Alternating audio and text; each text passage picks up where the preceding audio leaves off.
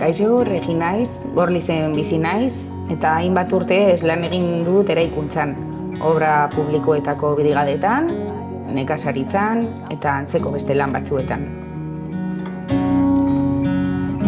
Inoiz ez nuen pentsatu azkenean obren munduan murgilduko nintzela. 18 urte nituela lan egiten hasi behar izan nuen. Hona heldu eta langabezian zeuden pertsonen asanblada bat zegoen eta horretan eskaintzen zituzten lan gehienak eraikuntzakoak ziren. Enpresaburuarekin hitz egitera joan nintzenean, lehenik eta behin esan zidan ni emakumean nintzela. Eta nik pentsatu nuen, noski, emakumea naiz. Eta zer esan zidan, beno, 15 egun emango dizkizut proba gisa eta balio ez baduzu, kalera. Eta esan nion ados, has gaitezen lanean. Harrituta zirudien. Azkenean esan zidan, bai, balio duzu.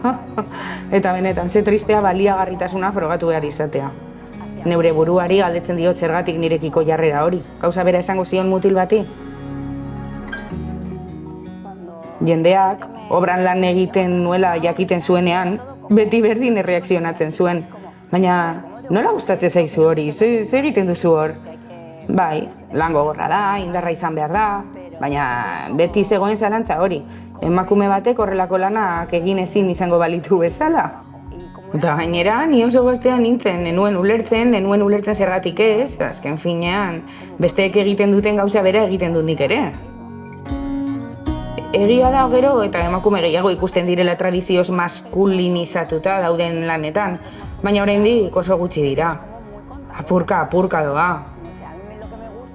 Niri lan egitea gustatzen zitzaidan, agian hasi nintzen lanbidean nolakoa zen oso ondo jakin gabe lan egin behar nuelako. Baina gero konturatu nintzen izugarri gustatzen zaidala eraikitzea, izugarri gustatzen zaidala emaitza ikustea. Leku batetik igaro eta hau esan alizatea begira eraikin hori nik egin dut. Bertan, 6 pertsona gehiagorekin batera egin dut lan. Zoragarria da eraiki duzun zerbait ikusi eta gozatu alizatea, hainbeste denbora eta ahalegin inbertitu baituzu horretan, izugarri gustatzen zait hori egitea. Emakume gazteei esango nik ausartzeko, saiatzeko eta ez pentsatzeko zer esango dieten, ez da egin ahal edo ezin izango duten ere. Emakume guztiok balio dugu edozein gauza egiteko.